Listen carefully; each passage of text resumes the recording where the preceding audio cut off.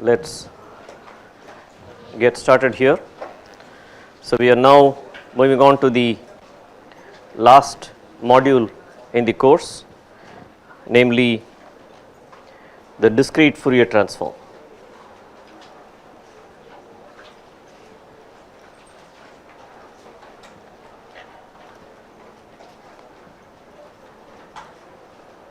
And this is commonly abbreviated as the DFT. So, before we begin looking at what the DFT is, it is good to review the various Fourier analysis that we have encountered so far. And the very first Fourier analysis that you had encountered was the continuous time Fourier series, or CTFS, and there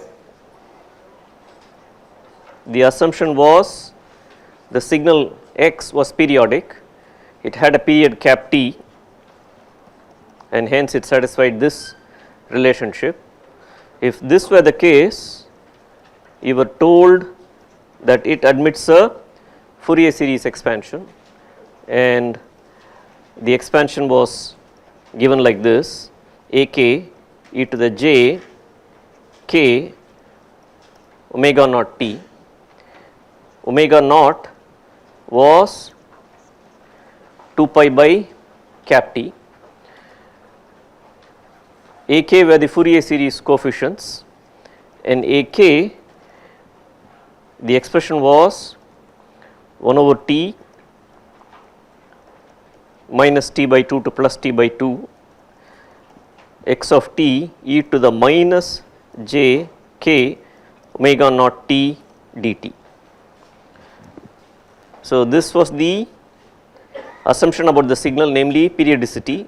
This was the Fourier series expansion. Ak were the Fourier series coefficients, and ak was given like this. Of course, the alternative formula for ak is 0 to cap t, which is equivalent.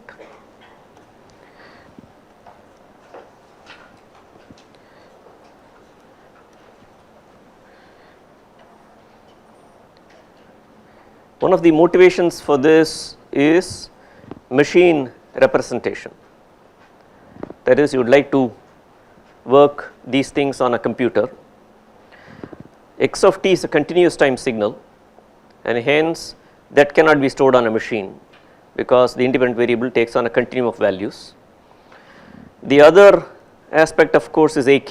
Ak is discrete, just a sequence, which is good, but then you have in general infinite number of them, because k itself goes from minus infinity to plus infinity, and hence you can't really store all of the ak, and hence this is not amenable to machine representation.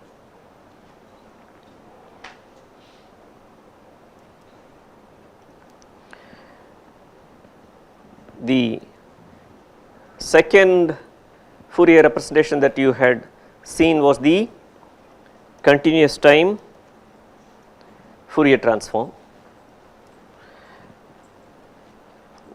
There the continuous time Fourier transform x of omega was given by minus infinity to plus infinity x of t e to the minus j omega t dt,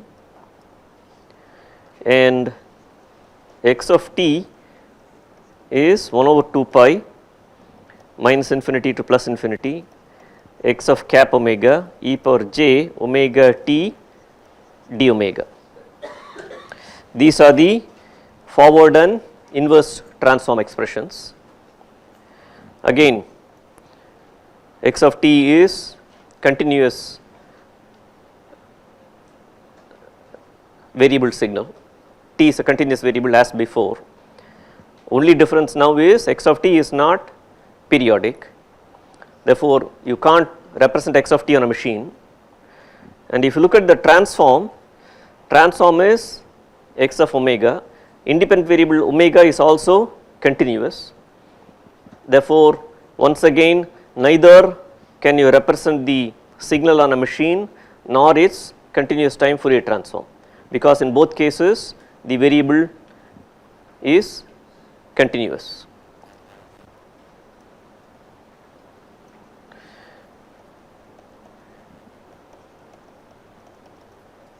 The third Fourier series that you had encountered was the discrete time Fourier transform.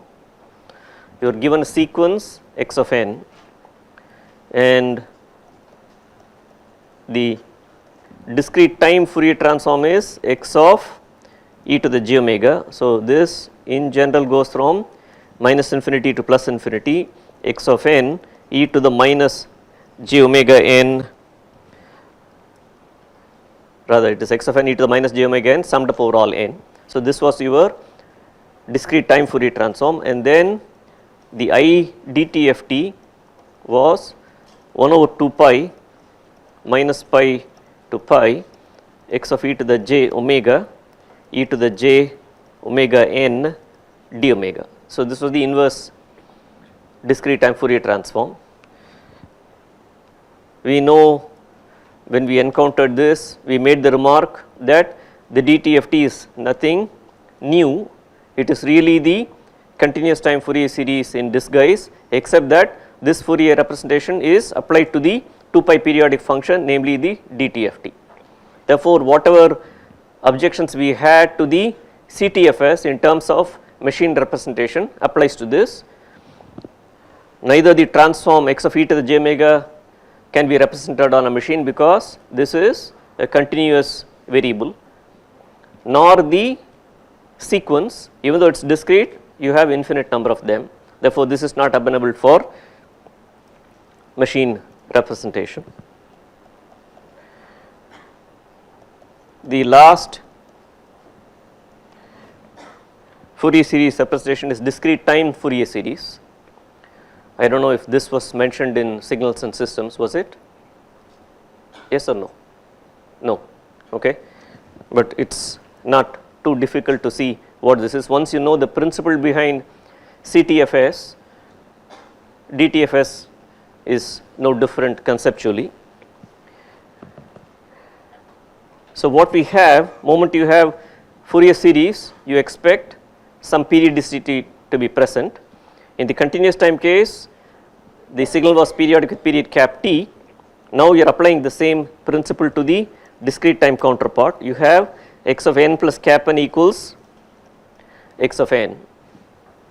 Therefore, this admits a Fourier series expansion, and hence x of n can be represented like this.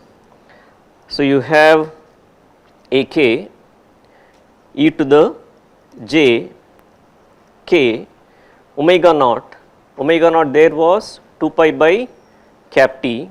Here the periodicity is cap n. Therefore, the role of omega naught that you had seen in the continuous time Fourier series case is now played by the term 2 pi by cap n k omega naught n. All right. I do not know how CTFS was introduced to you. Was it just given, okay, this is the Fourier series expansion and this is the formula for the Fourier series coefficients? Was that how, was it the way it was introduced, or was motivation given from something that you already knew?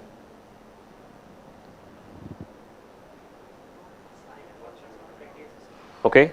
So, you are told it was eigenfunctions of LTI systems, all right. So, was that the motivation given?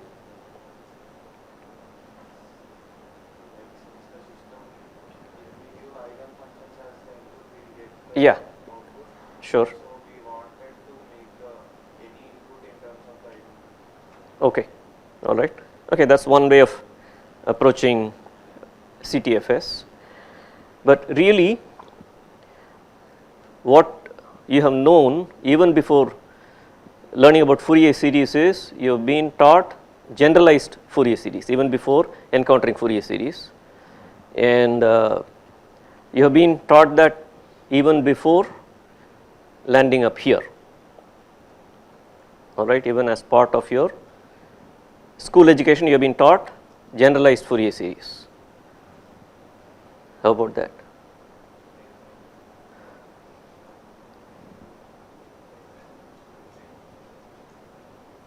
And this you have been taught about generalized Fourier series even before 10th standard.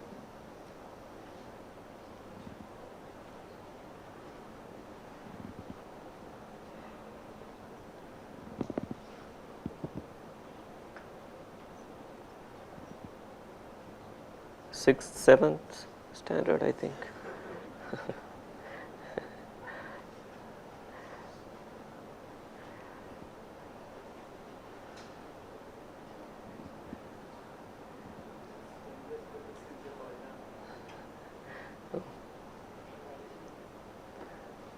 So, when did you learn about coordinate systems? About that time, correct? All right. And then later you were taught about vectors, and typically you begin with 3D vectors so that it's easy to visualize, and then what you are taught is, okay, I have a vector like this, and then I have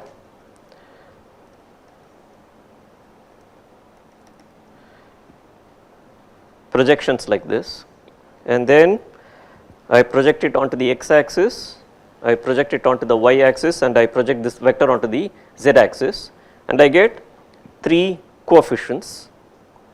And then you can think of this vector as being made up of the projection onto the x axis times the unit vector along that direction. Similarly for y and z. Therefore, you can think of this 3D vector as being made up of 3 components whose amplitude in each of the independent vectors is given by the projection of that vector onto that x, y and z axis. And if you had in general a vector in 3D space, you needed 3 such basis vectors, right. You needed the I, j and k, or ax, ay and az, various names given for the 3 coordinate axes.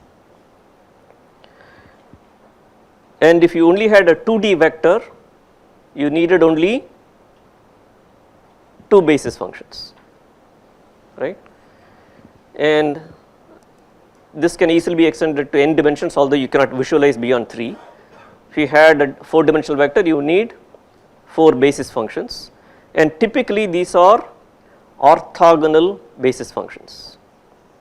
And then to get the coefficient vector for each of the basis functions, all you did was you projected them onto each of the unit vectors which are orthogonal, and then the original vector was now a sum of each of these vectors.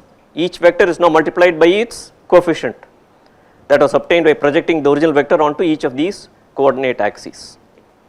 So, if you had n dimensions, you needed n basis vectors and you also needed n coefficients, all right. Now,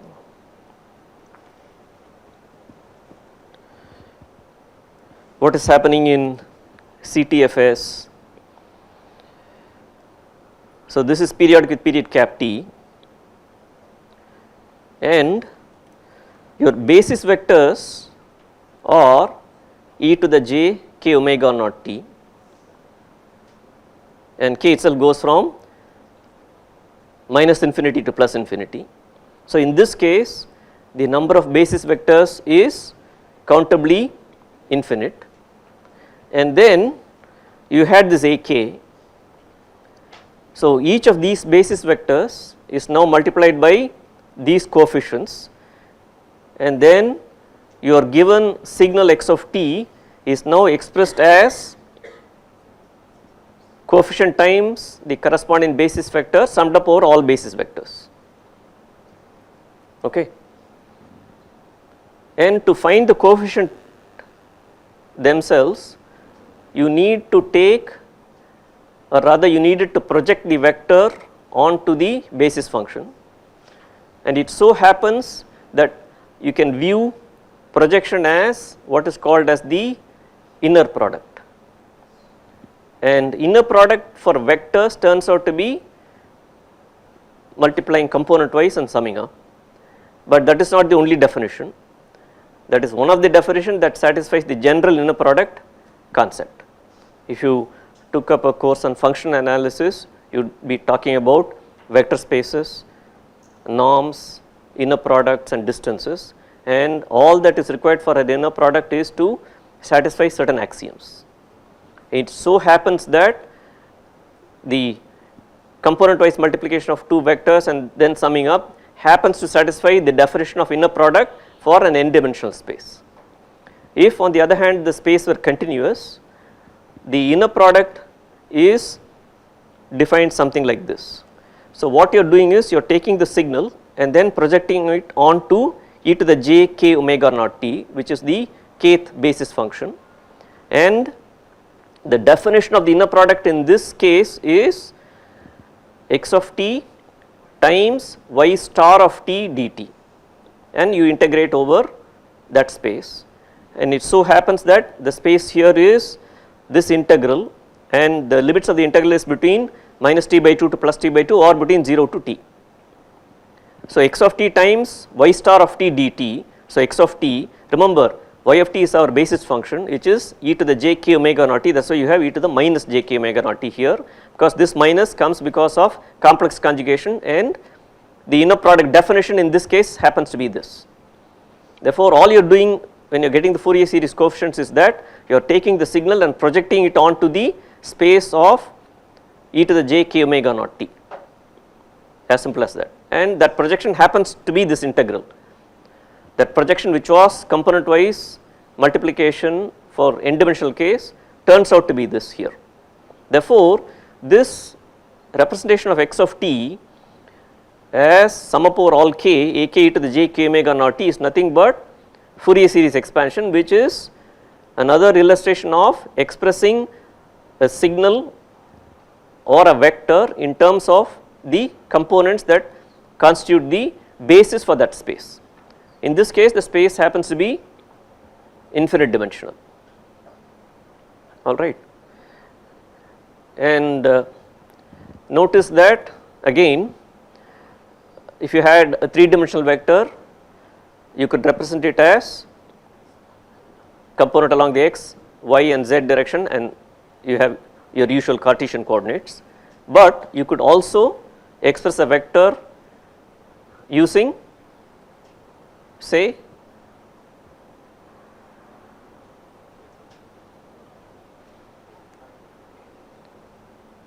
polar coordinates or spherical coordinates, right. Now the basis vectors are r theta and phi, right, or in the spherical coordinate case, or rho, phi and z in the cylindrical coordinate case. And now what you would do to express a vector, 3D vector in these coordinates, you would take that vector and project it along the unit vectors in each of these directions, and now you have a representation which is different from Cartesian coordinates and yet is a valid representation of that vector in terms of basis functions which are now different, alright. Now this is not the only representation possible. You can now have a different set of basis functions. For example, you could express it in terms of Walsh basis functions, alright. Now Walsh basis function, the one basis function is like this, the next basis function will be like this, and then you can have the other basis function like this. I am not drawing this exactly, I am just giving you a feel. So now my basis functions are constant and square pulses, Okay. So, this is my basis function. Now, I can choose to represent a waveform in terms of these basis functions. I will do exactly this. Now, my expansion in this basis function will still be x of t, a k, instead of e to the j k omega naught t, I will have these basis functions. And now, to find the a k's, I need to project my signal onto the each of these basis functions which are now different. Therefore, this integral will be different. Okay. So, exactly the same idea, but different basis functions. Now, let us see the implication of this. If I have a pure sine wave and express this in terms of its Fourier series, what will happen is the coefficients that I have, if this were a real valued sinusoid and if I use this, then how many coefficients will you have? You will have 2 coefficients, right? Depending upon the frequency, you will have a k and a minus k, where k omega naught t is the frequency of this given signal, and you would call this as being band limited, because there are only 2 coefficients. The frequency components are, frequencies will be minus k omega naught and plus k omega naught. There are no other coefficients. Therefore, this is what is called as a band limited signal, right. Now, suppose I have this waveform, instead of this I have this.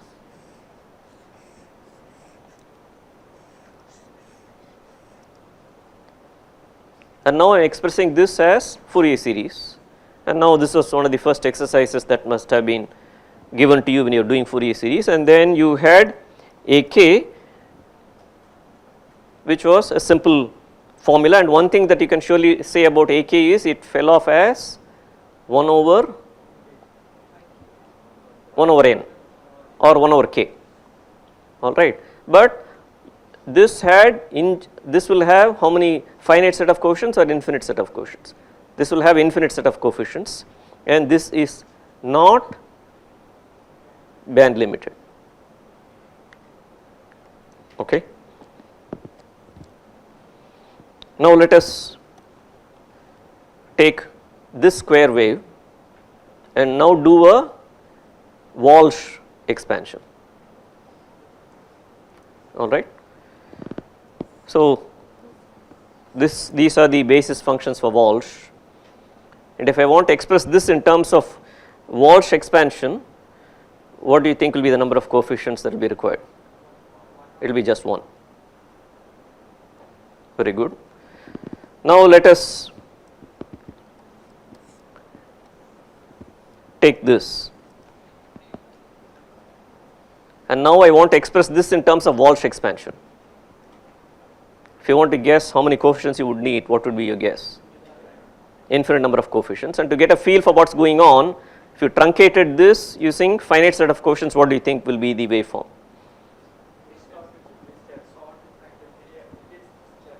Very good. It will be like this, right. So, this will be the approximation that you will get, alright. So, this Fourier series is nothing magical. All it is doing is it is taking one vector and expressing it in terms of the basis functions. So, what basis function you use determines the expansion, and Fourier series was the first such thing that happened, and people later realized, okay, this is what is going on. The concept of vector space started to build up in the 19th century, and then this signal x of t can be thought of as a point in a vector space, and hence you can have generalized expansion. People then began to realize that these are nothing but basis functions, and then they realized you do not just need to have this kind of basis function, you can have any basis function. The basis function, then from your linear algebra you would know that the basis functions need to be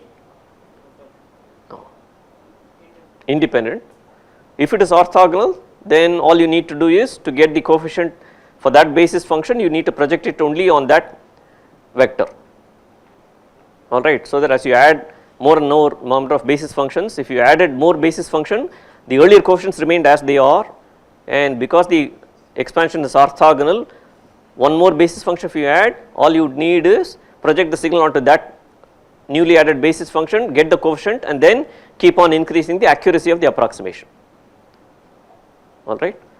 Though therefore, if in general the space is infinite dimensional, the equivalence is exact when you have infinite number of coefficients. If you truncate them, you will get the familiar Gibbs phenomenon, alright, and that is the error. So, it is no different from taking a 3-dimensional vector and then approximating it by 2 vectors, which means the best approximation would be projecting it onto the xy plane. So, all of this has a very strong intuitive and geometric flavor to this. So, Fourier series is nothing but expansion of a given signal in terms of its basis vectors. Once you realize that, then everything will fall in place, there is no magic. So, Fourier series was the first, and then you had other kinds of things like Walsh and so on. All this background was given to motivate DTFS. Let us look at this.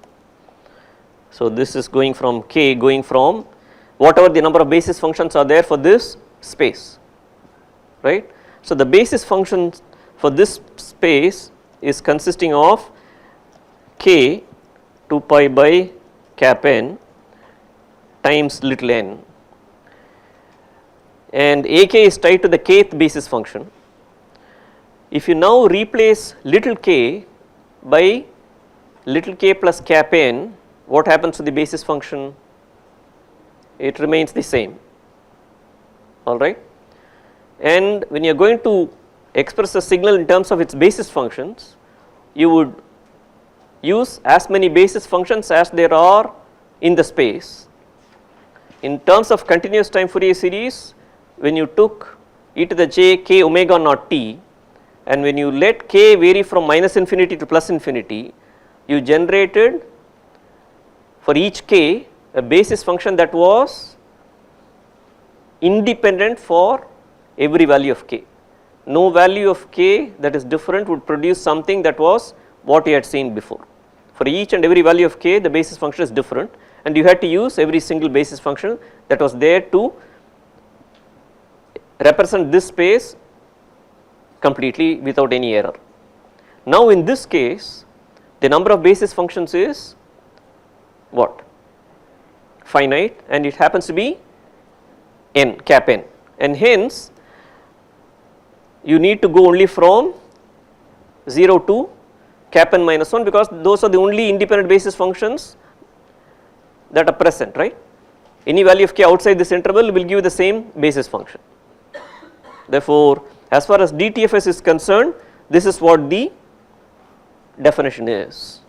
Now, you need to get hold of AK, and you need to project the given signal onto the basis function. Now, what happens here? You can now think of this x of n as a vector. You can think of this as, I am using the subscript notation here for simplicity, x of x0 is really x of 0.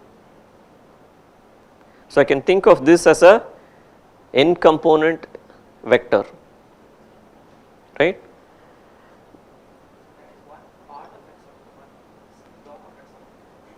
Remember, x of n plus cap n is x of n. So, your only range of values you are interested in is from 0 to n minus 1. Anything outside this range is something that already falls in this range. Therefore, to completely specify this sequence, you can think of this sequence from 0 to n minus 1 as a vector with having elements x0 to xn minus 1. Similarly, your e to the j k omega naught n also can be thought of as a vector, and to find the component you need to take the inner product, right. So,